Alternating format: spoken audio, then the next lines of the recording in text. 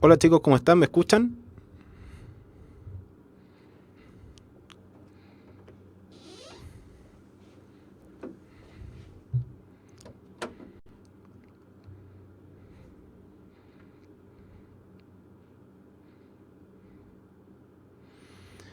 Hola, ¿cómo están? Qué bueno verlos de nuevo. Primero les pido disculpas por la hora del inicio de la clase. Tuve un atraso que fue involuntario, pero ahora la vamos a dar con todo. Para que se queden tranquilos, esta clase vamos a dividirla en distintas partes. La primera parte en realidad va a ser orientada hacia revisar la guía. En segundo lugar, vamos a terminar la materia que nos quedó pendiente, nos quedó pendiente la clase pasada.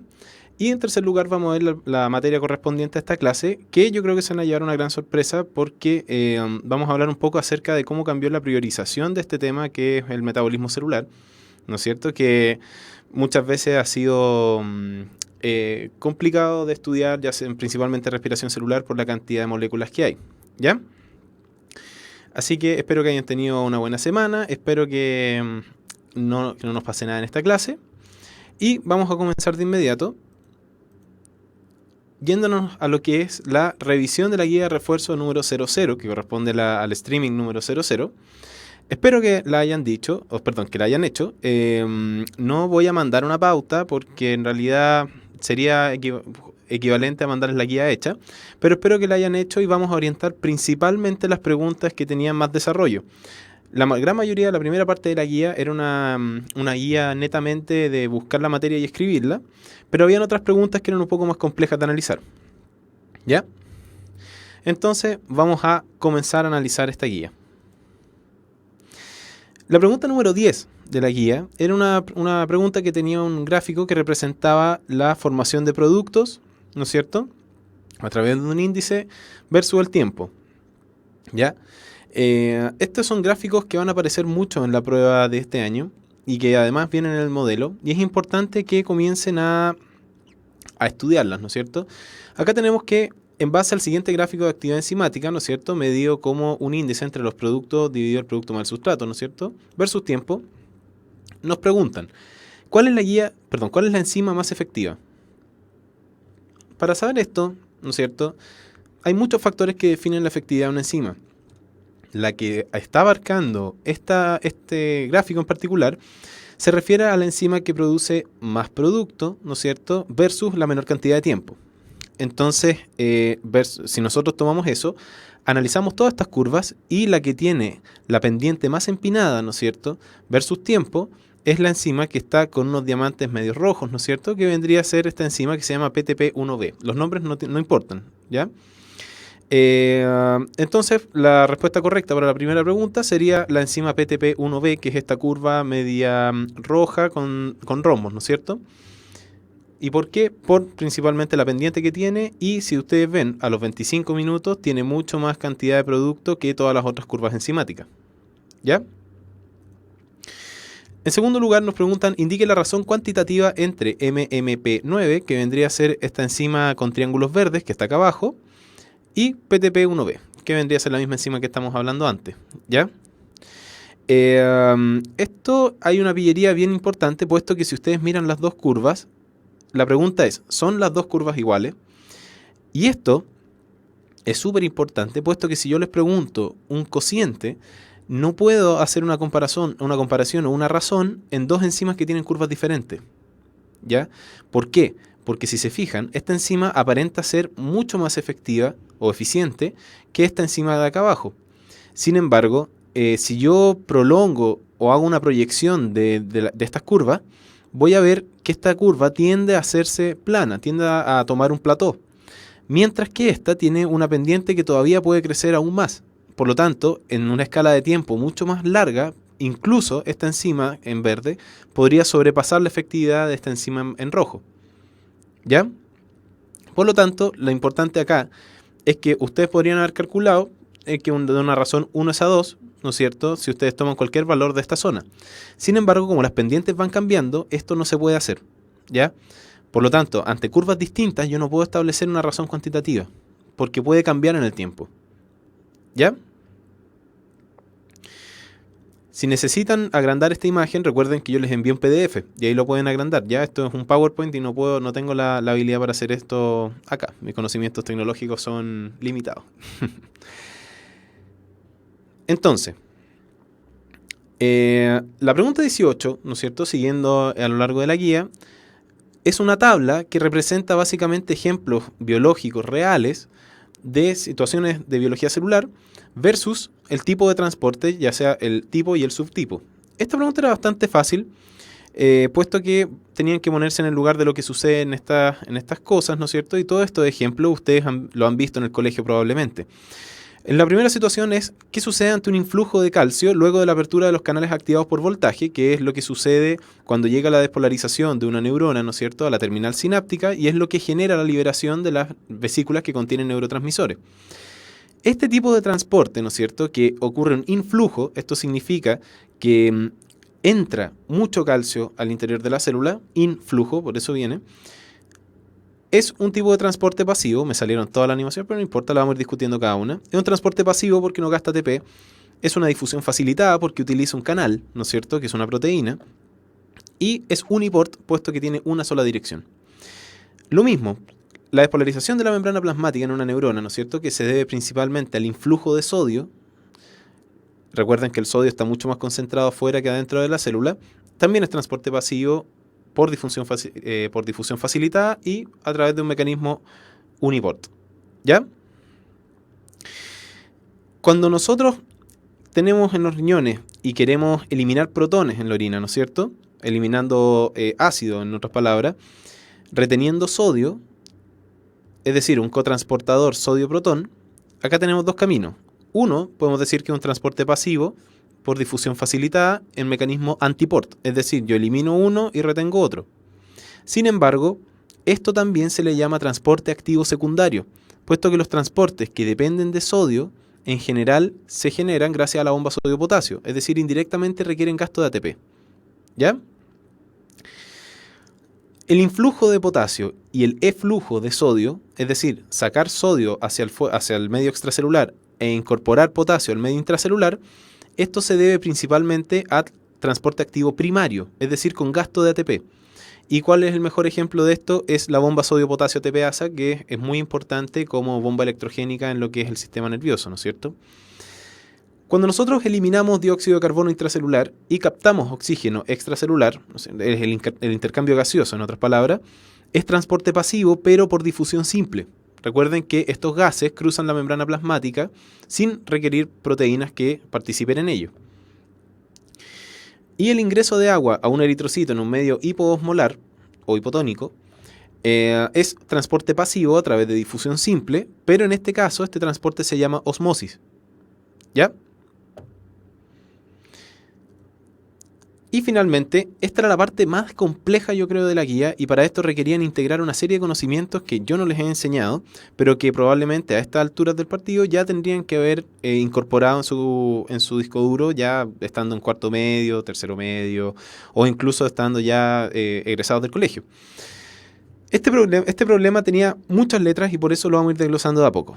¿Ya? El problema de integración 1 decía: se estudia un producto de secreción llamado GTG. Estos son nombres inventados, esto es un problema inventado. Secretado desde un órgano O, que posee un organismo pluricelular perteneciente al reino Animalia. Podría ser perfectamente cualquier animal. Se sabe que posee 3 genes esenciales, A, B y C. Experimentalmente se realiza un knockout del gen B, acá venía la primera tarea, buscar lo que es un knockout, ¿no es cierto?, que es silenciar, en otras palabras, un gen, en la etapa de disco embrionario trilaminar de su desarrollo, es decir, cuando este embrión posee ectodermo, endodermo y mesodermo. ¿Ya? Al análisis se identificó la presencia de la completa normalidad anatómica del organismo, pero al hacer un knockout del gen B, destacó la completa ausencia de producción de GTG. Para completar el estudio, se realiza otro estudio, valiendo la redundancia, en etapas embrionarias, y esta vez le hicieron un knockout del gen A, que era el otro que tenía el organismo, con lo que ocurrió la agenesia completa de diversos órganos endodérmicos, esto significa que no se formaron, y un knockout del gen C, en un tercer caso, ocurriendo el fallecimiento del organismo antes del desarrollo. ¿Ok? Ante esta situación, se envía una muestra del órgano O en los organismos que fueron silenciados por el gen B, es decir, los primeros. Y el informe preliminar, es decir, no es el informe completo, destaca una alteración en la organización celular. Frente a esa situación en que ustedes están estudiando esto, ¿cómo podrían ustedes explicar qué pasó acá? ¿Qué relación tiene con los niveles de organización en biología?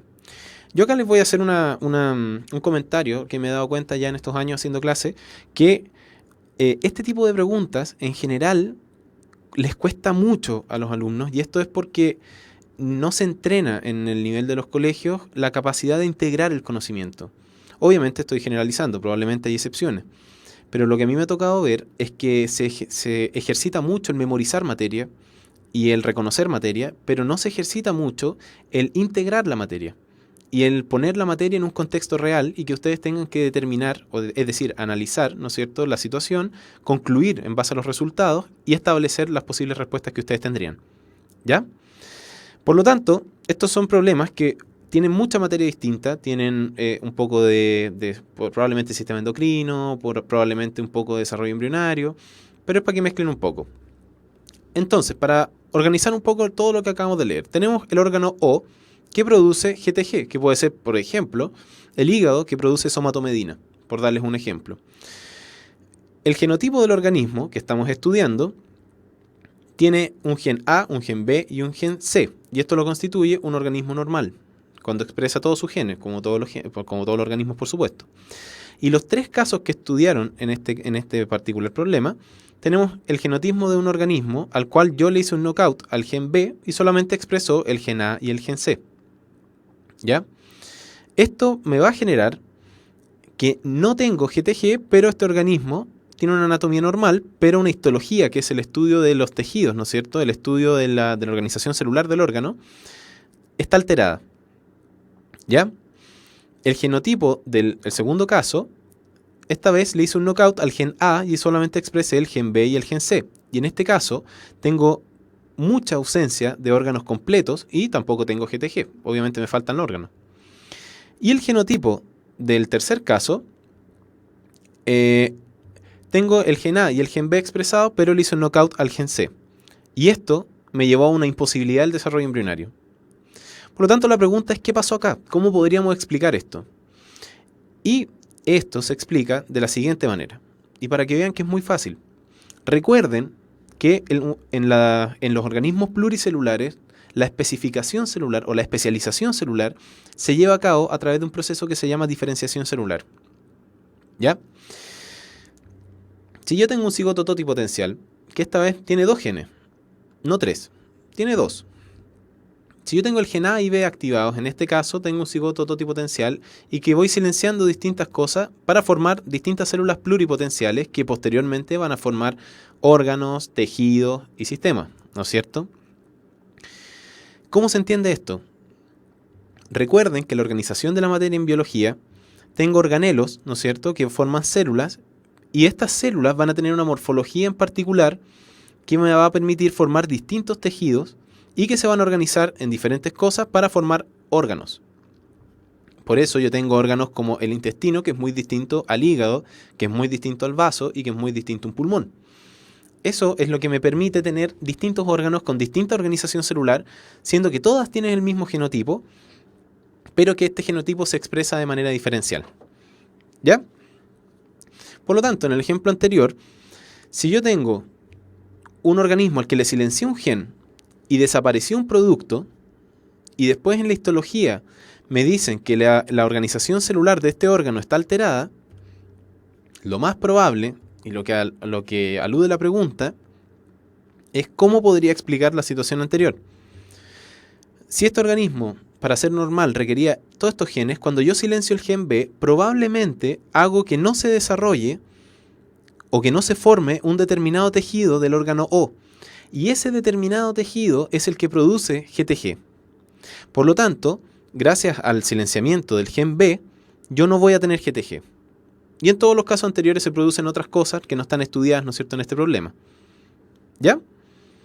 Así que esa era la explicación biológica, tiene que ver con la diferenciación celular y con la organización celular. Recuerden, los genes hacen que las células adopten diferentes funciones y morfología, y en los organismos pluricelulares, las células se organizan en tejidos y a su vez muchos tejidos diferentes se organizan de una manera particular para dar origen a diferentes órganos y que dan origen a su vez a diferentes sistemas y aparatos.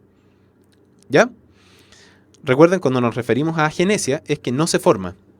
Recuerden que génesis es formar y agénesis es no formar. ¿Ya? Entonces, ese es el problema de integración 1. El problema de integración 2 era considerablemente más fácil, puesto que era un tópico en particular, pero tenían que ponerse a pensar un poco sobre curvas, nuevamente. El problema dice, se estudian dos sistemas tisulares in vitro con respecto a la administración de un sustrato A y un sustrato B.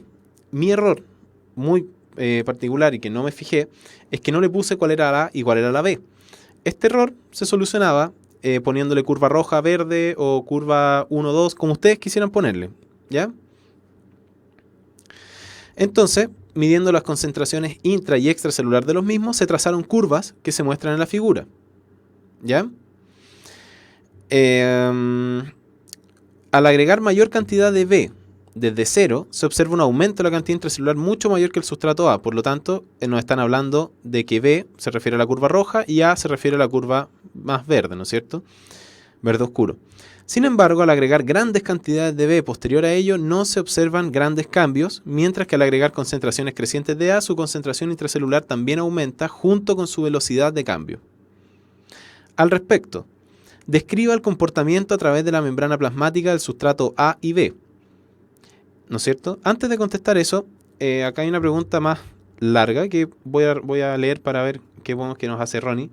Dice, si una célula cualquiera del cuerpo se le extrajera su núcleo y se inyecta en un óvulo, se puede generar un ser completo, porque si llegase a generar un organismo sería totipotencial.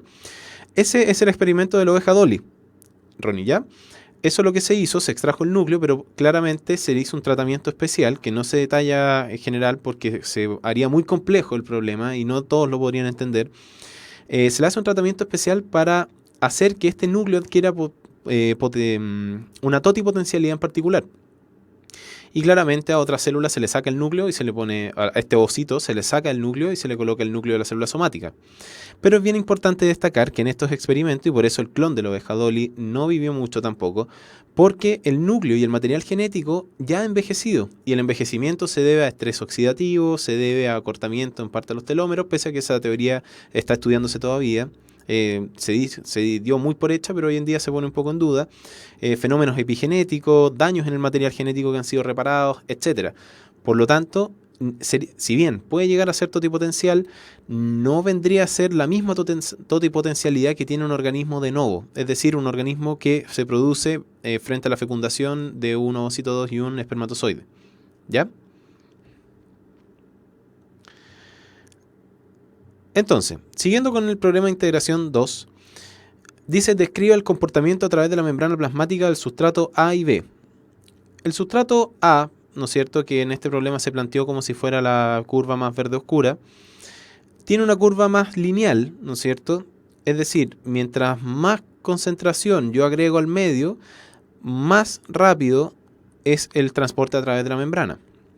Mientras que esta curva del sustrato B,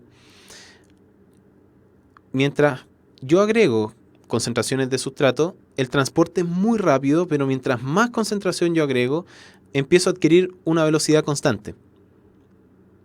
¿Ya? ¿Qué tipo de transporte puede sugerir la observación? ¿Qué creen ustedes que puede generar que al agregar mayor cantidad de concentración mi transporte se haga más rápido, como la curva inferior? ¿Y qué creen ustedes que hace que yo agregue mucha cantidad de sustancia y mi velocidad de transporte no cambie tanto? ¿Qué creen ustedes?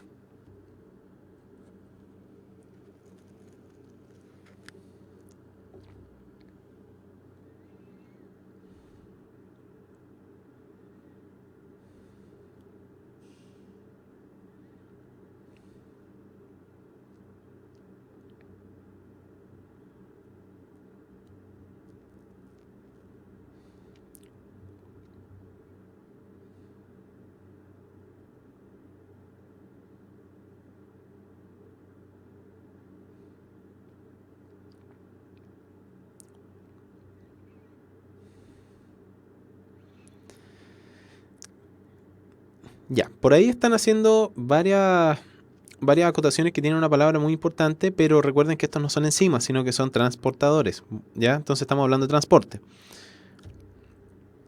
Lo más probable es que esta curva en rojo, ¿no es cierto?, representa un transporte pasivo facilitado, por difusión facilitada. Y en verde representa una difusión simple, ¿ya? Eso es porque, después lo vamos a hablar, ¿no es cierto? Porque después dice, ¿qué moléculas podrían ser los sustratos A y B? ¿No es cierto? La curva roja perfectamente podría ser glucosa, ¿no es cierto? Por el transportador de glucosa que tienen todas las células del organismo. Y en verde podría ser perfectamente el oxígeno, que se mueve a través de difusión simple. ¿Qué nombre recibe el fenómeno descrito por el sustrato B? ¿No es cierto? ¿Qué es esto? ¿Ya? Esta curva representa un fenómeno que se llama saturación de receptores, o saturación de transportadores, o saturación de enzimas también. En estos tres conceptos, particularmente en este, se refiere a la saturación de transportadores. Si yo, por ejemplo, tengo 5 transportadores y agrego una molécula de sustrato para transportar, se va a transportar muy rápido. Si yo agrego 2, también. Pero si yo agrego 10, desde que yo agrego 5 en adelante, como yo tengo 5 transportadores, mi velocidad no va a cambiar aunque yo agregue 1000 moléculas de sustrato para transportar, porque solamente tengo 5. ¿Ya? Por lo tanto, esa es la característica y esa es la curva que muestran el transporte a través de proteínas integrales, ¿no es cierto? O por difusión facilitada. Y la última pregunta dice, ¿es posible confirmar o descartar el uso de ATP en esta situación? La verdad es que con tan pocos datos es un poco complejo, dado que no tenemos mucho como para concluir si es sí o no. Lo que sí podemos hacer es que el transporte activo depende más de la concentración de ATP y obviamente de las posibilidades de generarlo, como por ejemplo la cantidad de oxígeno, como por ejemplo factores, por ejemplo, si hay mitocondrias o no, si utiliza fermentación o no. Por lo tanto, si acá en el gráfico nosotros vemos que el transporte o las variables que inciden en el transporte de una determinada molécula son la diferencia de concentraciones, es decir, el gradiente, y la cantidad de molécula transportada, obviamente, probablemente, estas moléculas son transportadas a través de transporte pasivo, pero no es posible descartarlo tampoco. Pero lo más probable es que sea por transporte pasivo sin gasto de ATP. Y finalmente, el problema de integración 3, para todos aquellos que quieran estudiar medicina, se van a enfrentar muchas veces a estas situaciones. Si bien nadie les pide que para la PSU sepan estas cosas, es aplicando la biología a una profesión que realmente la utiliza, harto. Una de las tantas que utiliza mucho biología. Usted es médico en un servicio de urgencias donde llega un paciente que está inquieto, está desorientado y es traído por un familiar quien relata un deterioro progresivo en menos de 48 horas del nivel de conciencia cualitativo. Dentro de los exámenes que solicitó para estudiar este paciente que viene con un compromiso de conciencia, destaca una concentración de sodio plasmático de 116 miliequivalentes por litro. Un rango normal inventado por este problema, pero que generalmente es el normal que se utiliza, es de 145 a 155 miliequivalentes por litro. Al respecto, ¿qué nombre recibe dicha condición clínica? Cuando el sodio está muy bajo en el plasma, eso lo podían buscar en Google, eso se llama hiponatremia. Y por la instauración de las horas se llama hiponatremia aguda. ¿Cómo puede conectar el fenómeno relacionado con el sodio al estado de conciencia? Recuerden que el que comanda el estado de conciencia, en otras palabras, es el cerebro. Y el cerebro forma parte del sistema nervioso central. Y obviamente todo el tejido del sistema nervioso central está formado por células. Por lo tanto, ¿qué pasa? ¿Qué pasa si yo bajo la cantidad de soluto que existe en el medio extracelular de las neuronas? El agua va a tender a moverse al interior de la célula y se va a hinchar el tejido donde está, se va a llenar de agua. Por lo tanto, eso se llama edema, que es un aumento del volumen de un determinado tejido. Ahora, en la corrección, acá yo me equivoqué, estaba pensando como si fuera una hipernatremia, ¿ya? pero es lo contrario, ¿no es cierto? Si yo bajo la tonicidad del medio extracelular, es decir, del plasma, el agua va a tender a entrar a las células del sistema nervioso, principalmente al cerebro, y eso va a hacer que el cerebro se edematice o se hinche, y eso se llama edema cerebral. Recuerden que si a ustedes se les inflama otra parte del cuerpo, ya sea un músculo o una articulación o algo, tiene dónde expandirse. Sin embargo, dentro del cráneo no tiene por dónde expandirse, ¿ya? Por lo tanto, el cerebro comienza a sufrir una serie de lesiones que se muestran a través del compromiso de conciencia y finalmente puede complicarse a través de fenómenos que no vamos a destacar en esta pregunta. Y realiza una comparación y caracterización de la situación biológica. Obviamente, si yo tengo una célula en un medio y yo bajo la concentración de soluto de ese medio, genero medios hipotónicos.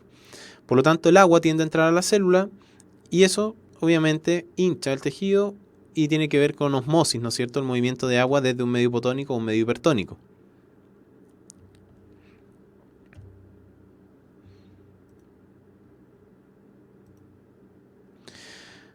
Entonces, antes de seguir con la clase, ¿no es cierto? Voy a darles una mención importante de la Universidad Mayor, y es que los espíritus emprendedores, como muchos de ustedes probablemente van a hacer, quieren un mundo más sano. Y la Universidad Mayor es la universidad para los espíritus emprendedores. Más información en umayor.cl.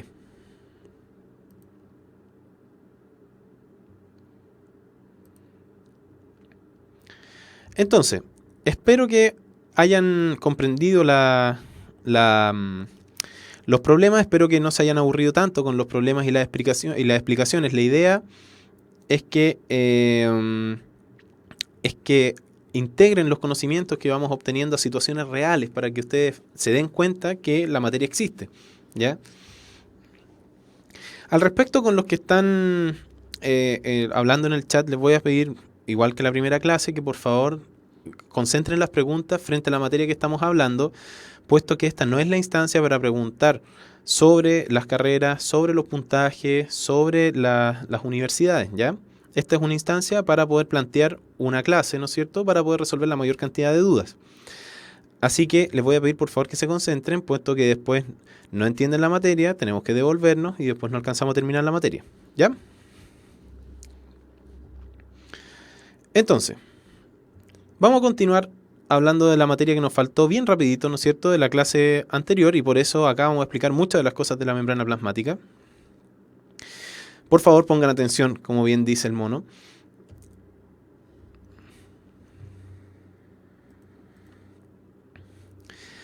Lo que no alcanzamos a hablar es de la membrana plasmática. La membrana plasmática es una estructura que limita la superficie celular y que filtra el tránsito a través de ella. Obviamente es una estructura que está formada por fosfolípidos, ¿no es cierto?, por colesterol, proteínas y otras moléculas, ¿no es cierto?, como glucoproteínas, glucolípidos, etc.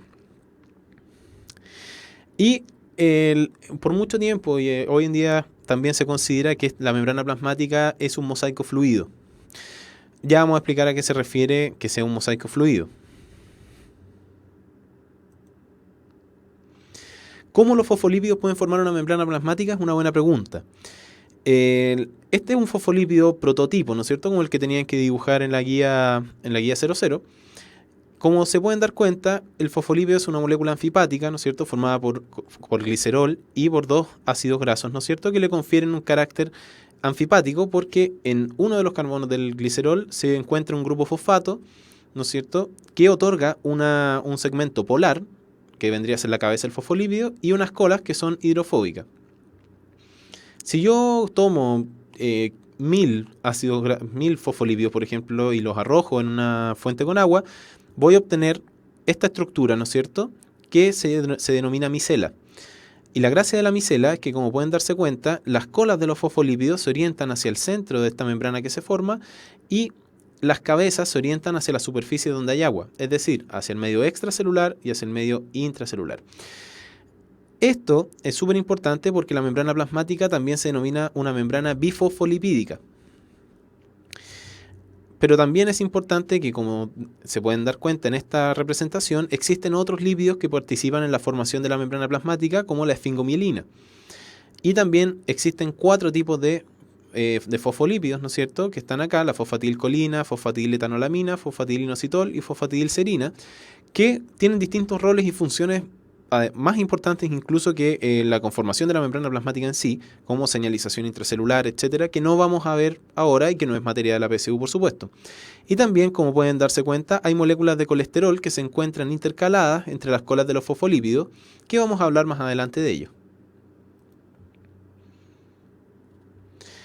Entonces, acá tienen el fosfolípido esquemático un poco más con estructura química, ¿no es cierto?, lo que estábamos hablando. Y estos son los tipos de fosfolípidos, ¿no es cierto?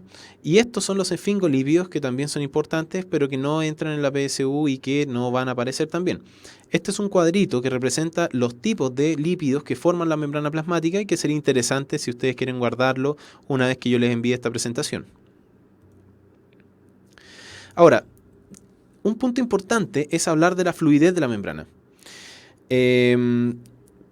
Para hablar de la fluidez de la membrana, nosotros tenemos que hablar tanto de factores físicos como de factores biológicos. Los factores físicos que afectan la fluidez de membrana viene a ser el aumento de temperatura, debido principalmente al comportamiento de los ácidos grasos. Recuerden que mientras más temperatura, más líquido, y mientras menos temperatura, más sólido. También la variación en el largo de las cadenas que forman los fosfolípidos influye en la fluidez de la membrana, y el colesterol influye mucho en la fluidez de la membrana. ¿Qué hace el colesterol en la membrana plasmática? Yo podría hacer que la membrana plasmática sea muy dura, o podría hacer que la membrana plasmática sea virtualmente un aceite. Sin embargo, el colesterol permite que la membrana plasmática sea más dura, porque como están por la configuración de la membrana plasmática tendería a ser más líquida. Sin embargo, también la hace más fluida. Ahora ustedes me van a decir: oye, este profe está medio loco, me está diciendo que la hace más dura, pero a su vez la hace más fluida. No hay que confundir la fluidez con la consistencia, ¿ya? El colesterol hace que esta membrana, en vez de ser un aceite, sea más parecida a un gel. Y al hacerla más fluida, significa que es más blanda y permite que las cosas que están integradas en ella, proteínas, glucolípidos, etcétera, puedan moverse a una mayor facilidad. Y por eso a la membrana plasmática se le denomina un mosaico fluido, puesto que es muy activa. Y si ustedes mirasen la membrana plasmática desde arriba, podrían ver que las proteínas y todos los receptores que hay se mueven constantemente sin cambiar mucho de la región plasmática donde están. Y también los fosfolípidos pueden intercalarse desde los que están hacia adentro y hacia afuera a través de un mecanismo que se llama flip-flop. Y además, el colesterol permite la existencia de balsas lipídicas y hace que la membrana sea menos permeable a moléculas pequeñas que son solubles en agua, ¿no es cierto? Por lo tanto, esas son funciones bien importantes. En cuanto a las proteínas que se encuentran en la membrana plasmática, existen proteínas que cruzan la membrana plasmática, es decir, que son proteínas transmembrana o proteínas integrales de membrana. Y acá el mejor ejemplo son los transportadores de membrana plasmática y las bombas, porque como son transportadores tienen que cruzar la membrana plasmática para permitir que el soluto determinado pueda cruzar la membrana, ¿ya? También, obviamente, hay proteínas periféricas, ¿no es cierto?, que están unidas a una sola capa de la membrana plasmática, y muchas de ellas están unidas a lípidos para estar ancladas, pasando a llamarse lipoproteínas. Y esto representa un poco el mosaico fluido que yo les hablaba anteriormente. Y finalmente, entrando a lo que son los transportes de membrana, recuerden que el transporte se define como el paso de sustancias a través de una determinada membrana. En el caso del agua, el transporte del agua se denomina osmosis, ¿no es cierto?, como vamos a ver después. Y en el caso de todas las otras sustancias, existe una gran cantidad de mecanismos por los cuales yo puedo mover un determinado soluto a través de la membrana plasmática. Es lo mismo que si ustedes tuvieran una ciudad y le pusieran una muralla por fuera, totalmente bloqueada, y que tuviera una determinada puerta, y esta puerta sea selectiva a lo que dejo entrar y lo que dejo salir. Esto es exactamente lo mismo. Entonces, a grandes rasgos, yo los transportes los puedo dividir en un transporte activo, que se caracteriza por el gasto de ATP o de energía, y un transporte pasivo, que se caracteriza porque no tiene gasto de ATP. Este transporte, ¿no es cierto?, el transporte activo, que es más cortito, ¿no es cierto?, se divide en dos grupos importantes. Uno es el uso de bombas, ¿no es cierto? Y otro grupo son los transportes donde participa la membrana plasmática. Recuerden que para definir una célula, como están preguntando, se requiere una membrana plasmática, es decir, tanto las células procariotas como eucariotas vegetales y eucariotas animales, incluso las eucariotas de hongos y también algunos virus también tienen membrana plasmática.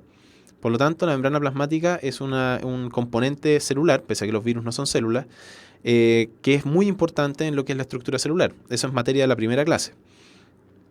Entonces, como les decía, el transporte activo-pasivo, activo con gasto de ATP. ¿Y por qué se gasta ATP en el transporte activo? Se gasta ATP puesto que el transporte activo, por el lado de la bomba, ¿no es cierto? Las bombas son proteínas integrales de membrana, pero que bombean en contra del gradiente de concentración. Eso lo vamos a hablar más adelante. Y en la participación de membrana yo tengo dos ramas principalmente, la exocitosis y la endocitosis. La exocitosis se refiere principalmente al transporte de vesículas, que son como burbujas de membrana plasmática que contienen productos en el interior de la célula y que se fusionan con la membrana plasmática principal y exportan cosas al medio extracelular. El mejor ejemplo acá vendría a ser la sinapsis química, ¿no es cierto?, que depende de vesículas con neurotransmisores. Y la endocitosis es todo lo contrario, es incorporar algo que está fuera de la célula hacia el interior. Y acá yo tengo dos grandes vertientes, la fagocitosis, donde yo como célula me como algo sólido, y la pinocitosis, donde yo me tomo algo líquido. Mientras, por la otra gran rama, el transporte pasivo no gasta ATP, y este transporte depende del gradiente de concentración. El transporte pasivo yo lo puedo dividir en una difusión simple que no utiliza proteínas para ayudarse, y la difusión facilitada que sí utiliza proteínas para poder realizarse. La difusión simple participa el transporte de dióxido de carbono, oxígeno y agua. Y el transporte de agua se denomina osmosis. Y por otro lado, la difusión facilitada, yo voy a tener canales, ¿no es cierto?, que son principalmente transportadores que están constantemente abiertos o que están cerrados y dependen de un factor externo para poder abrirse, como por ejemplo los canales activados por voltaje. Mientras que los carriers o cotransportadores son proteínas, ¿no es cierto?, que utilizan un gradiente de concentración para transportar solutos. Y acá yo tengo la modalidad uniport, en que se transporta un solo soluto hacia un lado u otro de la membrana.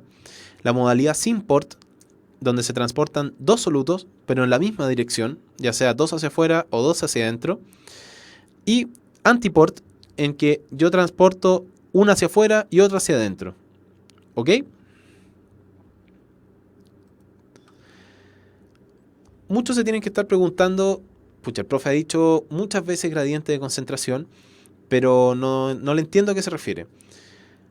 Un gradiente es una diferencia, ¿no es cierto? Y acá hay muchos términos que se usan indistintamente y cuando ustedes lleguen a la educación superior, o si ya han tenido la oportunidad de estar en la educación superior, se van a dar cuenta que tonicidad y osmolaridad son dos cosas diferentes. En términos muy generales, ¿no es cierto?, la osmolaridad se refiere a una medida de concentración de determinadas sustancias, pero que toma en cuenta los posibles movimientos de agua que esta sustancia pueda generar. Y obviamente, como yo estoy hablando de osmolaridad, la unidad de concentración en este caso vendría a ser un osmol, ¿ya? O miliosmol. Y la tonicidad es la osmolaridad, ¿no es cierto?, de una solución que existe dentro de un compartimento que se compara con la que existe fuera de él.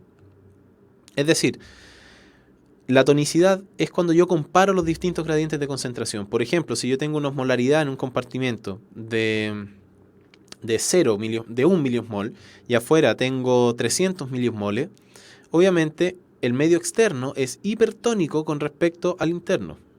¿Por qué? Porque la osmolaridad afuera es mayor. Y por lo tanto, ya vamos a ver más adelante que el agua tiende a irse a los lugares donde la osmolaridad es mayor, es decir, a los medios hipertónicos. Y para entender bien lo que es el gradiente de concentración, acá yo les pongo el ejemplo, ¿no es cierto?, del metro de Santiago en hora peak, ¿no es cierto?, que todos conocemos los que vivimos en Santiago, que es muy, muy complicado viajar a estas horas, puesto que la cantidad de gente versus el tamaño de los trenes no se condice mucho. Y pasa esto, que cuando llega un tren, ¿no es cierto?, relativamente vacío, se abren las puertas y la gente entra a una velocidad muy grande y con una fuerza muy grande. Eso es lo mismo que pasa, por ejemplo, con los canales activados por voltaje y el sodio. El sodio está tan concentrado fuera de la célula versus el interior que cuando yo abro un canal de sodio, el sodio empieza a entrar hasta que alcanza un potencial de equilibrio. Pero no vamos a entrar a eso, ¿ya?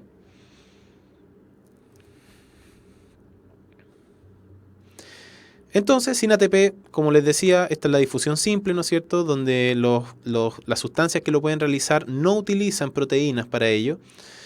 Y acá está el CO2, el agua, el oxígeno, etc.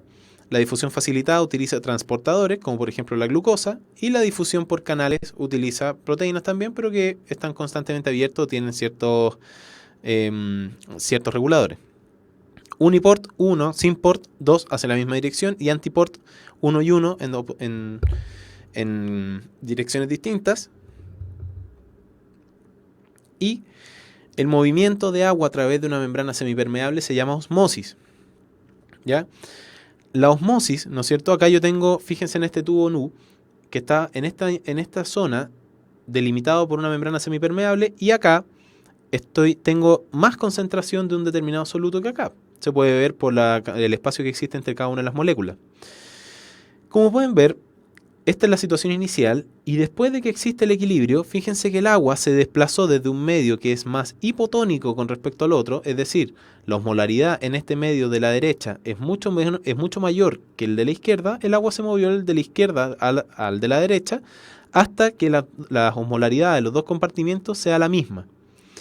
¿Ok? Por lo tanto, moraleja, el agua se mueve desde los compartimientos que son hipotónicos a los hipertónicos, ¿ya? No se mueve desde los hipertónicos hacia los hipotónicos. ¿Y cómo se puede ver esto? Así. Si yo tengo eritrocitos, por ejemplo, que son glóbulos rojos, la célula de la sangre, y lo coloco en un medio isotónico, que es un medio que tiene la misma tonicidad o la misma osmolaridad al interior que al exterior de la célula, no pasa nada, porque el agua no se va a mover ni de ningún lado a otro. Pero si yo pongo esta misma célula en un medio hipertónico, el agua del interior del eritrocito obviamente se va a mover hacia afuera porque afuera hay mayor concentración de solutos, ¿ya? Por lo tanto, el eritrocito se va a acrenar, que es que se arrugue, ¿no es cierto? Es como que se forma una pasa. Y a lo contrario, si es que yo coloco el eritrocito en un medio hipotónico, como por ejemplo el agua va a tender a entrar al eritrocito porque el medio interno del eritrocito es más hipertónico que el agua pura, por ejemplo. Y eso va a hacer que el eritrocito se hinche primero y que después se reviente. Y ese fenómeno se llama citólisis. En las células vegetales pasan algunas excepciones, puesto que las células vegetales tienen componentes para poder protegerse de esto. Tienen pared celular hecha de celulosa, ¿no es cierto? A diferencia de las células animales. Por lo tanto, si yo tengo el mismo caso, coloco la célula en un medio isotónico, no pasa nada. Pero si yo lo coloco en un medio hipotónico, donde la célula animal se revienta, en este caso no pasa nada, puesto que la pared celular evita que esta célula se reviente. Solamente va a aumentar una presión que se llama una presión de turgencia. Y al contrario, si yo coloco la célula vegetal en un medio hipertónico, el agua va a salir de la célula, pero la pared celular va a conservar su forma y la membrana plasmática se va a separar de la pared celular, y este fenómeno se llama plasmólisis. ¿Ya? Por lo tanto, esto lo pueden ver si algún día quieren en su casa. Tomen una hoja de lechuga, de estas lechugas más largas, ¿no es cierto? Y dejen una normal y a la del lado échenle sal por encima. Y después vayan a verla 20 minutos después y van a darse cuenta que a la que le echaron sal se va a poner floppy, se va a poner blanda, no va a mantener su turgencia. Y la otra sí. Ese es el mejor ejemplo de plasmólisis para poder entender esto.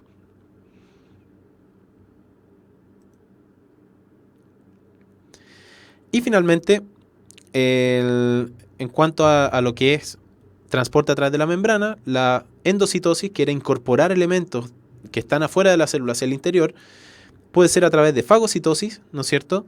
Que es la incorporación de partículas sólidas, como bacterias, por ejemplo, lo que realizan las células del sistema inmunológico, al interior. Y puede ser pinocitosis, donde yo ingiero elementos disueltos en el medio extracelular al interior.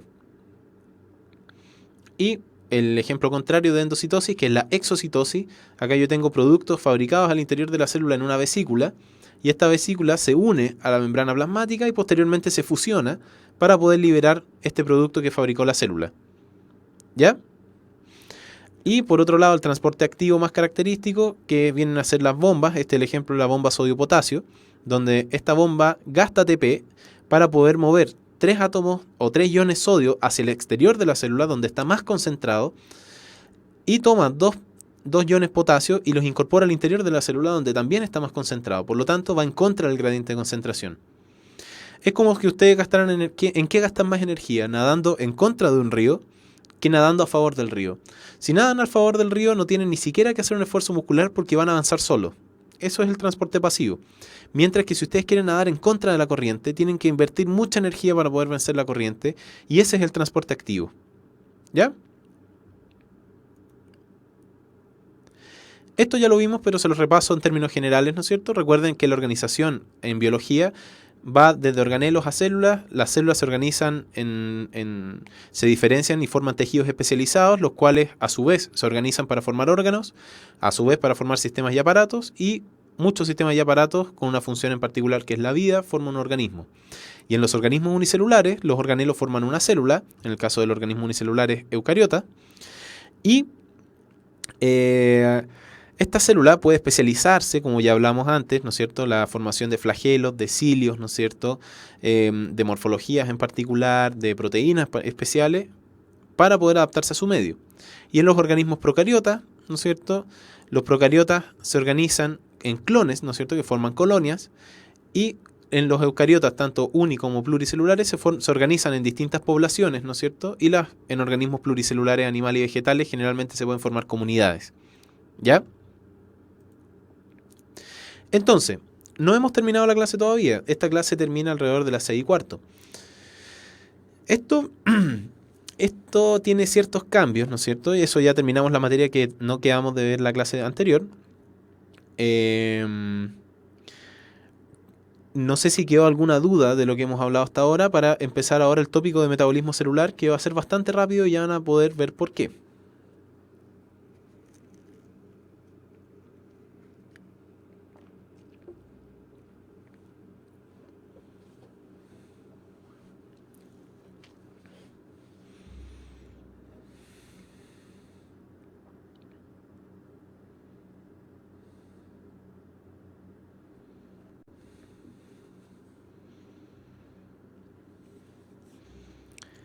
Bueno, como pregunta Jorge Andrés, ¿no es cierto? El transporte de agua, pese a que esto ya es materia más avanzada que vamos a ver en su momento, también se puede transportar por difusión facilitada a través de unos canales de agua, o transportadores de agua, mejor dicho, que se llaman acuaporinas. Hay muchas acuaporinas, la que importa en efectos prácticos para esta materia es la acuaporina 2, ¿no es cierto?, que se expresa en ciertas células especiales de los túbulos colectores, del nefrón, del riñón. Pero eso lo vamos a ver más adelante, no hay para qué adelantarnos todavía, ¿ya?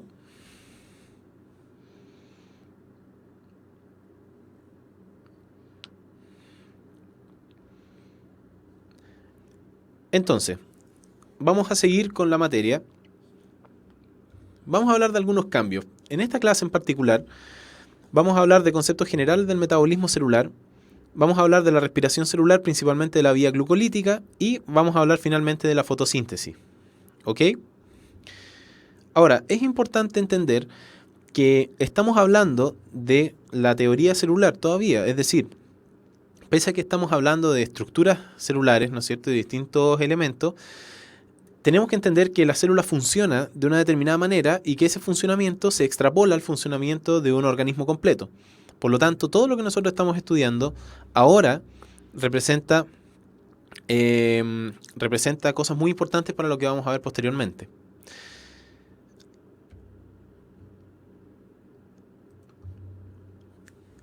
Esto es súper importante, así que, por favor, pónganme harta atención en esto. Antes de empezar, me preguntan cuál es la unidad mínima de la organización de la materia en biología, y la organización mínima es el átomo, puesto que de ahí surgen los iones y las moléculas importantes como es el agua, ¿no es cierto? Y posteriormente vienen las biomoléculas, los organelos, las células, los tejidos, etc. Pero como bien también dicen, la unidad funcional de todo ser vivo es la célula, ¿ya? Así que ahí hay que tener bien en claro esos conceptos. Entonces, como les decía para esta clase, el hecho de estos círculos es muy importante, puesto que para el temario PSU de este año no entra respiración celular. ¿Ok? Repito, para el temario de esta PSU no entra respiración celular. Por lo tanto, lo que vamos a hacer en esta clase es hacer unas generalidades de metabolismo, obviamente para no quedarnos cojos en lo que es el metabolismo. Vamos a hablar de respiración celular, pero muy someramente. Voy a asumir que todos saben respiración celular y vamos a pasarla muy rápido, idealmente sin detenernos mucho en respiración celular. Y de lo que más vamos a hablar esta clase es de fotosíntesis, porque eso sí entra en la PSU. Y lo que entra de esta clase viene a ser particularmente fotosíntesis, ¿ya? Así que, harta atención con esto, vamos a tratar de pasarlo bastante rápido, ¿ya?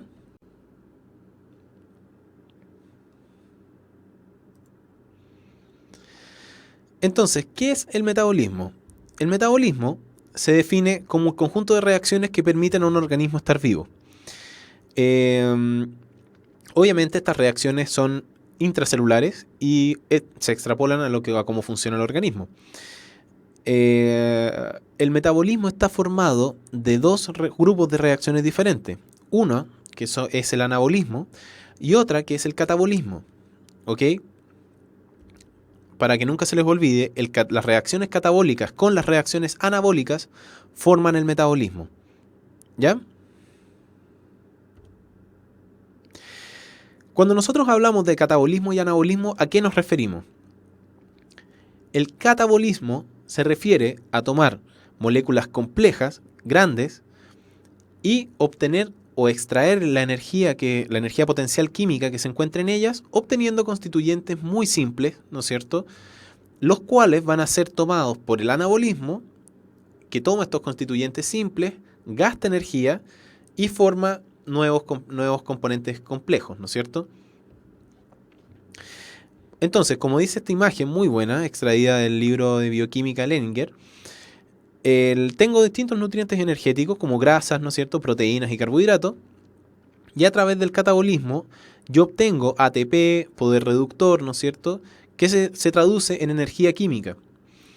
Y a través de todo este proceso yo voy a obtener productos resultantes que son bastante simples: dióxido de carbono, amoníaco y agua, ¿no es cierto? Y yo después, para poder formar moléculas grandes, tengo que tomar precursores moleculares, todo lo que vimos en biomoléculas, ¿no es cierto?, aminoácidos, monosacáridos, ácidos grasos y nucleótidos, y gastando ATP y poder reductor, yo voy a poder sintetizar a raíz de estas moléculas pequeñas, moléculas más grandes, ¿no es cierto?, como los polisacáridos, polipéptidos, diferentes tipos de lípidos y ácidos nucleicos. Si bien se dice en términos muy grandes que el catabolismo lo hacen casi todas las células y el anabolismo solo los productores, eso es relativamente falso, puesto que pese a que los organismos eucariotas animales no pueden producir almidón, sí pueden producir glucógeno, sí pueden producir lípidos, sí pueden producir ácidos nucleicos y sí pueden producir polipéptidos. Por lo tanto, el anabolismo está presente en todas las células y el catabolismo también. ¿Ok? Por lo tanto, esta imagen es bien importante. Lo que también hay que entender de la respiración celular, ¿no es cierto?, es que ocurre dentro, o mejor dicho, no es que ocurra, sino que hay que comprender este organelo en particular, que es la mitocondria.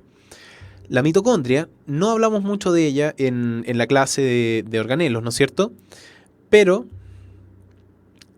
vamos a caracterizarla ahora. La mitocondria es un organelo de doble membrana, ¿no es cierto?, que tiene una membrana externa, un espacio intermembrana, ¿no es cierto?, y una membrana interna. ¿Son importantes? Sí, son muy importantes. ¿Por qué? Porque en la membrana externa están los distintos transportadores que no vamos a mencionar.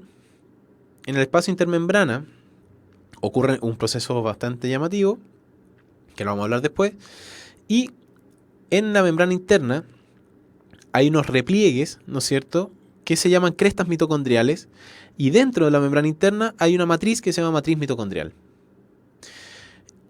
Obviamente, la mitocondria tiene DNA propio, un DNA circular, tiene ribosomas propios, que son de 70 Svedberg, se parecen mucho a los ribosomas bacterianos, y también tiene una serie de RNA de transferencia, ribosomales, mensajeros, es decir, apoya un poco la teoría endosimbiótica del origen de las mitocondrias que vamos a ver en la clase de evolución. Y la función principal de la mitocondria es la producción de ATP utilizando oxígeno, es decir, la respiración celular. Y el ATP, que es la molécula, la moneda energética por excelencia, es un nucleótido, ¿no es cierto?, de adenina, que está conjugada a una ribosa y que posee 3 grupos fosfato. Por eso ATP es la sigla de adenosintrifosfato. Lo interesante es que el enlace que une el grupo fosfato más externo con el del centro es un enlace que se llama enlace gamma. Y este enlace contiene mucha energía. Por lo tanto, el romper este enlace, que es la hidrólisis del ATP, o todo lo que hacen estas enzimas, las ATPasa, libera mucha energía, y esa energía es la que permite que ocurran muchas reacciones que dependen de ATP, como el transporte activo que acabamos de ver. La respiración celular, en grandes rasgos, ¿no es cierto? Uno puede utilizar distintos combustibles para poder realizar la respiración celular. Por mucho, ¿no es cierto? Se llamó una respiración celular, o en algunos textos más antiguos, respiración celular dependiente de oxígeno e independiente de oxígeno. Y lo cierto es que la respiración celular siempre depende de oxígeno. Y el proceso para formar ATP de forma independiente de oxígeno se denomina fermentación. La respiración celular por la vía glucolítica, ¿no es cierto?, que es la que utiliza la glucosa como principal combustible, sabiendo que también se pueden utilizar ácidos grasos, proteínas y ácidos nucleicos para fabricar ATP, está dividida en 4 grandes etapas, ¿no es cierto? La glucólisis, la acetilación de la coenzima A, el ciclo de Krebs y la fosforilación oxidativa.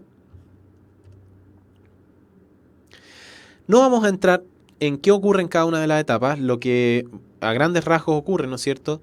En la glucólisis, el nombre lo dice, es la ruptura de los azúcares, ocurre en el citoplasma y no depende de oxígeno. Todas las otras etapas ocurren dentro de la mitocondria, la acetilación de la coenzima A, el ciclo de Krebs y la fosforilación oxidativa. Y lo que más destaca de todo este proceso es que más que la generación de ATP directo, es la generación de poder reductor, que en la fosforilación oxidativa se va a intercambiar por cierto número de moles de ATP, con lo cual, a raíz de 1 mol de glucosa, aproximadamente se forman 38 moles de ATP. ¿Ya? La discusión en que si son 36, son 34, son más o menos, depende mucho de la energía libre de Gibbs que proporciona el transporte de electrones del poder reductor NADH y FADH2, que no es exactamente 3 y 2, sino que viene a ser 2,5 por ahí y 1,5. Por lo tanto, este número final varía. Pero para efectos de la PSU, estos son los números que se rigen. ¿Ok? Y lo importante también es que a través de este proceso, ¿no es cierto?, se consume oxígeno. Para esto se usa el oxígeno que nosotros respiramos principalmente. Y se produce agua. ¿Ya? Se producen aproximadamente 200 ml al día. Ahora, eso con el tema de la respiración celular. Y ahora les voy a dar 5 minutos, ¿no es cierto? Pero principalmente vamos a ir a una parte entretenida de la clase, ¿no es cierto?, que viene a ser la pregunta desafío, ¿no es cierto?, de la clase de hoy. Y la pregunta desafío es la siguiente, ¿no es cierto? ¿Se alcanza a ver bien? Pongan pantalla completa, no les voy a leer toda la pregunta, pero la vamos a explicar a la vuelta de la clase, ¿ok? 4 o 5 minutos, volvemos para terminar con fotosíntesis.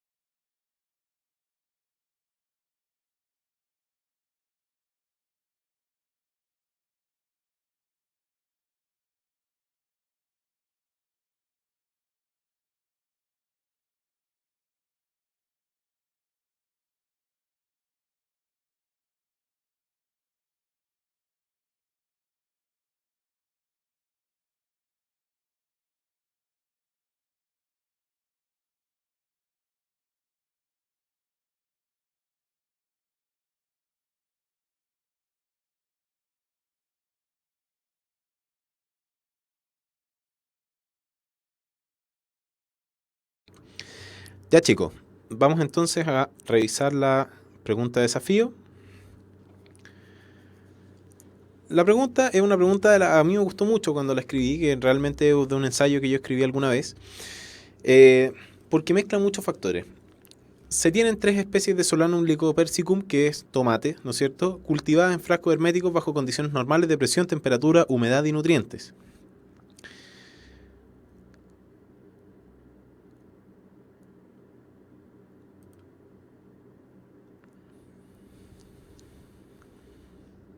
¿Me escuchan ahí?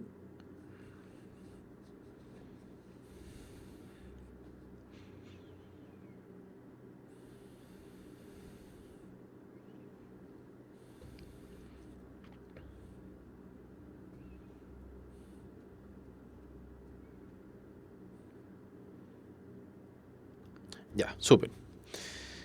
Entonces, me quedé en frascos herméticos bajo condiciones normales de presión, temperatura, humedad y nutrientes. Cada una recibe una luz diferente, azul, verde y amarilla, siendo la planta con luz azul la más grande, seguida por la amarilla y luego la verde. ¿Qué razón biofísica es capaz de explicar dicho fenómeno? A. Posiblemente las sales minerales contenidas en la tierra de los frascos no eran equivalentes, lo que generó un déficit iónico importante a nivel de la cadena transportadora electrónica de la fotosíntesis fotodependiente. Suena muy bonito, pero no. Al ser los frascos herméticos, el dióxido de carbono producido por la respiración celular no podía escapar, con lo que los niveles de oxígeno disminuyeron, haciendo que la respiración celular disminuyera su tasa. No, eso no pasa. ¿No es cierto? Debido a que los frascos fueron iluminados por diferentes colores, dicha energía transferida a la ribosa 1,5 bifosfato carboxilasa oxidasa, es decir, la rubisco, fue diferente, generando diferentes niveles de Pegal en las plantas citadas.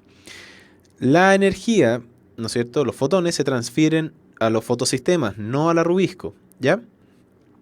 El tamaño alcanzado por las plantas superó el otorgado por el frasco, lo cual causó un efecto de feedback negativo en la secreción de auxinas. Si bien las auxinas son las que se encargan principalmente del crecimiento axial del tallo, no es esta la respuesta correcta, puesto que nunca se habla de que estuvieran tapados los frascos.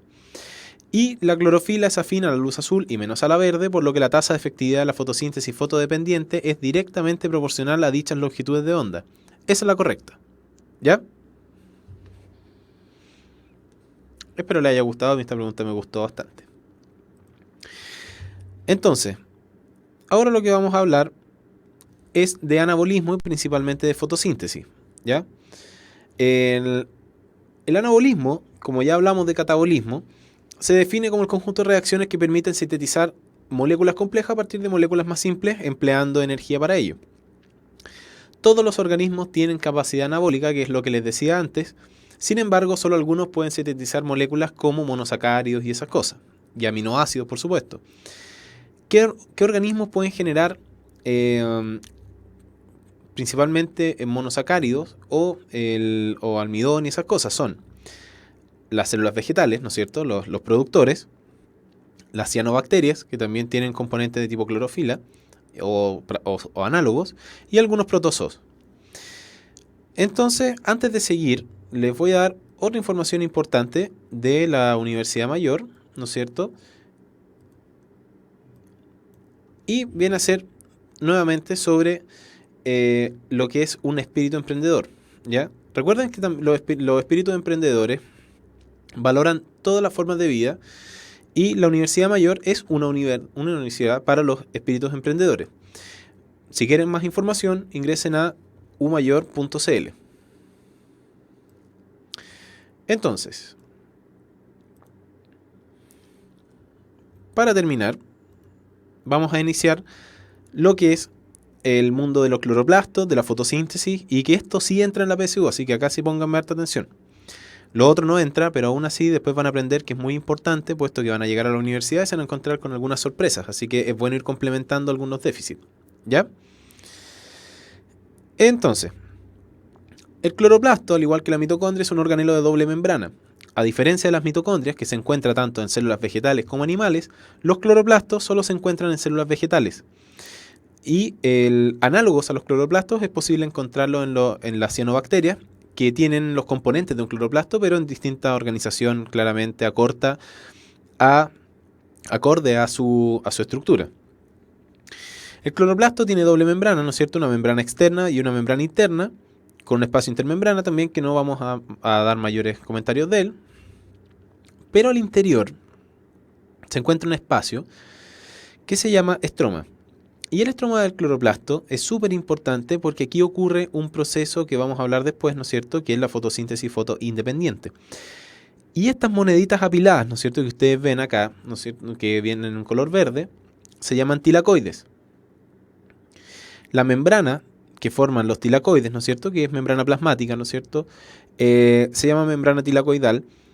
Y al interior del tilacoide hay un espacio que se llama espacio interno del tilacoide o espacio tilacoidal. Dentro de estos complejos, ¿no es cierto?, o de los tilacoides, estos tilacoides agrupados tienen una denominación en algunos casos que se llaman complejos grana. Y acá hay cosas bien importantes, ¿no es cierto?, que vamos a destacar, como que los cloroplastos también tienen material genético propio, circular, también tienen material para sintetizar sus propias proteínas, y estos gránulos que se ven en el citoplasma son gránulos de almidón, de ácidos grasos o de lípidos, ¿no es cierto?, y ciertas proteínas que se están sintetizando.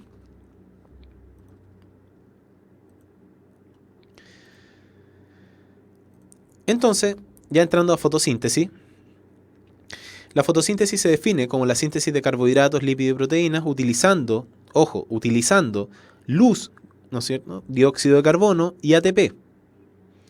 Por eso se llama fotosíntesis. Desglosando un poco el término, es sintetizar elementos utilizando la luz.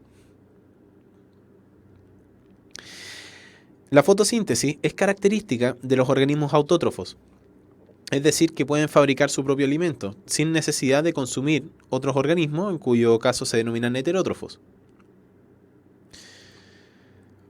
Si vamos a hablar de la generación de moléculas utilizando luz, no podemos no saber lo que es la luz y algunas de sus propiedades elementales.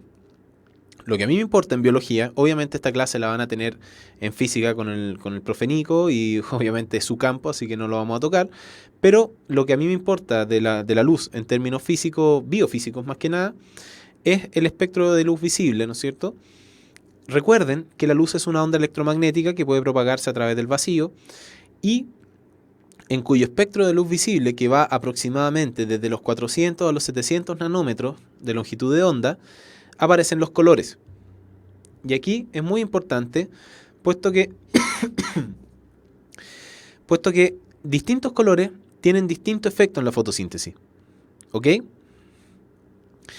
Por lo tanto, posterior o una longitudes más cortas de 400 nanómetros hacia longitudes más cortas lo denominamos ultravioleta, y longitudes de onda más grandes de 700 lo denominamos infrarrojo. ¿Por qué esto es tan importante? Ya lo vamos a ver, ¿ya? Pero recuerden que cuando nosotros hablamos de colores, ¿no es cierto?, cuando ustedes ven el azul, el verde, el rojo, es un cuerpo que absorbe todas las longitudes de onda de la luz visible, salvo una que refleja, y ese reflejo es el color del elemento. ¿Ok? Por eso casi todas las plantas son verdes, porque reflejan la longitud de onda verde, no la usan. ¿Ok?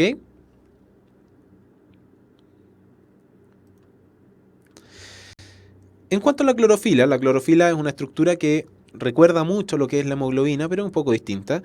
Es un anillo de protoporfirina, ¿no es cierto?, que tiene un magnesio en su interior. El magnesio tiene una propiedad muy similar al calcio, que en su forma iónica también pierde 2 electrones. Y existen distintos pigmentos, además de la clorofila, ¿no es cierto?, que es la que le otorga ese color verde más típico a las plantas. Existen otros pigmentos que participan igualmente en la fotosíntesis. Esto es lo que capta la luz. Por lo tanto, es súper importante. La clorofila A y B son las principales clorofilas, ¿no es cierto?, que hay. Y si se dan cuenta, estas clorofilas tienen su máximo rango de acción en las longitudes de onda más azuloides, ¿no es cierto?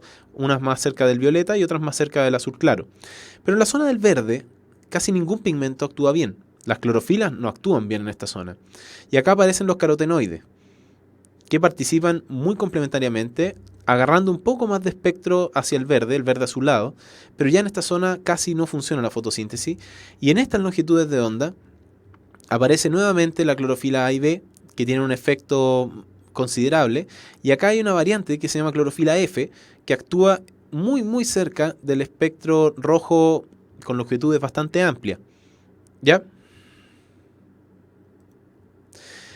Y esto es súper importante y bien especificado en los conocimientos mínimos obligatorios de la PSU de este año.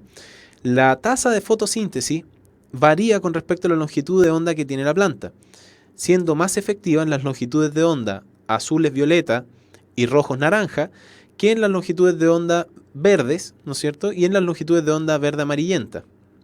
Por lo tanto, esta curva, que es como una M, tienen que recordarla, puesto que esta es la máxima tasa de acción de la fotosíntesis, obviamente variando de planta en planta.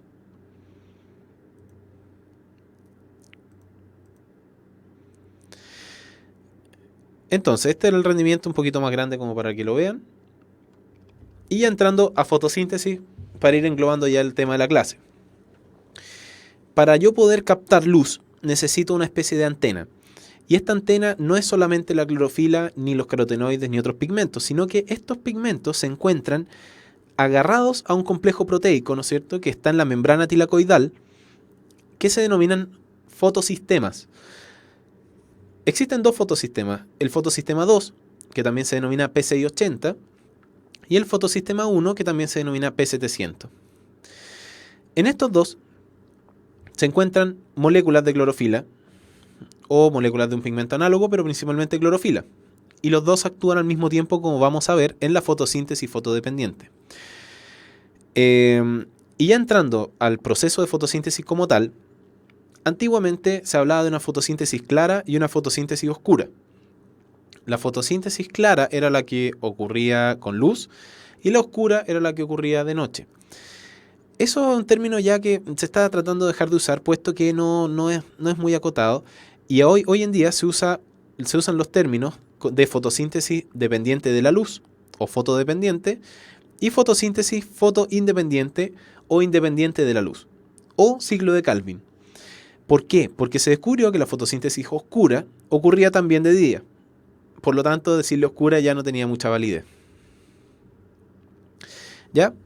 Entonces, de aquí en adelante, fotosíntesis fotodependiente y fotosíntesis fotoindependiente, o fotosíntesis dependiente de la luz y fotosíntesis independiente de la luz.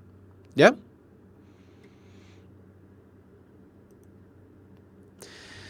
Este mono es complejo y acá quiero que me pongan bastante atención, porque esto acá se pueden enredar muy fácilmente. Este mono representa la fotosíntesis dependiente de la luz. Y por eso acá participan los fotomas. ¿Los fotomas? Dije fotones, perdón. Me confundí de palabra, lo mezclé como si fuera un tejido. No, los fotones, ¿ya? Que es parte de la luz, ¿no es cierto?, en la teoría corpuscular de la luz. Ok, para que se ubiquen. Este es el interior del tilacoide, hacia acá abajo, ¿no es cierto? No sé si ven mi mouse. Vendría a ser esta parte de acá. Todo esto que está acá. Y la parte de afuera, o el estroma, ¿no es cierto?, del tilacoide, vendría a ser esto que está... la membrana plasmática absorbe mi mano, pero lo que está más allá de la membrana plasmática. Y acá vamos a empezar ya con la materia difícil. Este de acá y este de acá son los fotosistemas. Acá está el fotosistema 2 y el fotosistema 1. Esto ocurre al mismo tiempo, pero voy a separar primero lo que ocurre en el fotosistema 2 y después vamos a hablar de lo que ocurre en el fotosistema 1. La luz llega, ¿no es cierto?, al fotosistema 2 y el fotón que impacta la clorofila del fotosistema 2 hace que el magnesio que estaba al centro de la clorofila libere sus dos electrones. ¿Qué pasa con ello? El magnesio queda sin electrones, por lo tanto se requiere algún proceso para sustituir esos electrones, puesto que sin electrones ese magnesio no va a volver a funcionar y esa clorofila no va a volver a funcionar. Por lo tanto, para reponer eso ocurre un fenómeno súper importante que se llama fotólisis del agua. La fotólisis del agua es la ruptura de una molécula de agua obteniendo dos elementos súper importantes. Oxígeno, ¿no es cierto? Y es en esta etapa donde se produce el oxígeno, que es un producto de desecho de la fotosíntesis, y electrones. Y estos dos electrones restituyen los que el magnesio perdió. ¿Ok? Entonces el magnesio quedó como si nada. Seguimos. ¿Qué pasó con estos electrones que el magnesio liberó en un inicio? estos electrones viajan por una cadena transportadora de electrones, ¿no es cierto?, con distintas proteínas, la plastoquinona, plastoquianina, y llegan al fotosistema 1. ¿Y qué hacen en el fotosistema 1? La función de esta liberación de electrones inicial es restituir los electrones que perdió la clorofila del fotosistema 1 cuando también llegó un fotón e impactó esa clorofila. Ahora, ¿qué pasó en el fotosistema 1? En el fotosistema 1 impactó un fotón, se liberaron los electrones, el magnesio quedó sin electrones, que fueron restituidos por los electrones del fotosistema 2, y a su vez los electrones del fotosistema 2 fueron sustituidos por los electrones provistos por la fotólisis del agua, y acá se produjo oxígeno. Y estos electrones que se liberaron del fotosistema 1 se van hacia una enzima que se llama ferredoxina NADP reductasa, FNR, y se genera poder reductor que se llama NADPH. Para eso se utilizan los electrones. Producto de todo esto se empiezan a acumular protones al interior del tilacoide, y en esto lo toma una enzima que se llama ATP sintasa, que forma ATP, ¿no es cierto? Y con esto obtengo ATP. Por lo tanto, en términos globales, tengo el fotosistema 2 y el 1, impactan fotones, ¿no es cierto?, en ambos, se liberan electrones en ambos, y el fotosistema 2 se encarga de restituir los electrones que va a perder el fotosistema 1, el fotosistema 1 se encarga de proveer de electrones la formación de NADPH, y la fotólisis del agua se encarga de restituir los electrones que perdió el fotosistema 2, y con esto se produce agua, y por potencial protón motriz, ¿no es cierto?, que es el mismo término de la fosforilación oxidativa, se genera ATP. Por lo tanto, los productos de la fotosíntesis fotodependiente son oxígeno, NADPH y ATP. Y requiere fotones, por eso es dependiente de la luz. ¿Para qué yo tengo todas estas cosas? Todos estos productos, es decir, el NADPH, el ATP, van a ser utilizados en la fotosíntesis independiente de la luz o ciclo de Calvin. Y el ciclo de Calvin es un ciclo que se encarga de tomar el dióxido de carbono, y acá viene la otra función de las plantas, que es disminuir el dióxido de carbono ambiental, fija el dióxido de carbono a una molécula que se llama ribulosa bifosfato a través de una enzima que se llama rubisco. ¿Y qué es lo que hace la rubisco? Fija el dióxido de carbono utilizando, obviamente, a través de una serie de reacciones, gasta el ATP, gasta el NADPH, y se forma un elemento que se llama pegal. El pegal, ¿no es cierto?, que viene a ser el gliceraldehído 3-fosfato, es la molécula desde la cual se generan la síntesis de monosacáridos y posiblemente la síntesis también de aminoácidos y otras moléculas. Por lo tanto, la gracia del ciclo de Calvin es tomar todo lo que se produjo en la fotosíntesis fotodependiente, salvo el oxígeno, agrega dióxido de carbono a través de la rubisco y forma lo que es el pegal. Y el pegal, ¿no es cierto?, o gliceraldehído 3-fosfato, es el precursor de las moléculas orgánicas que caracteriza la fotosíntesis. ¿Ok?